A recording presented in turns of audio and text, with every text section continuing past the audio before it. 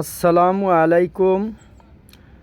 যমুনা নদীর উপর নির্মিত রেল সেতু থেকে আপনাদের সকলকে জানাচ্ছি শুভেচ্ছা ও অভিনন্দন।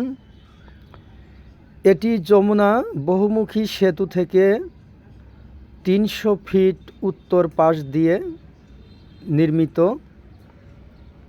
সেতুটির দৈর্ঘ্য ৪.৮ কিলোমিটার। বহুমুখী সেতুটির দৈর্ঘ্য ৪.৮ কিলোমিটার। ব্যয় হয়েছে ১৬,৮০০ কোটি টাকা প্রায়। এখানে ৪৯টি প্যান ও ৫০টি পিলারের উপর নির্মিত এই সেতুটি। উত্তরবঙ্গের ২৩টি জেলার মানুষ স্বাচ্ছন্দ্যে যাতায়াত করতে পারছে।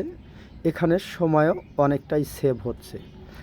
আগে ব্রিজটি পার হতে সময় লাগত ১৬ থেকে ১৭ মিনিট প্রায়।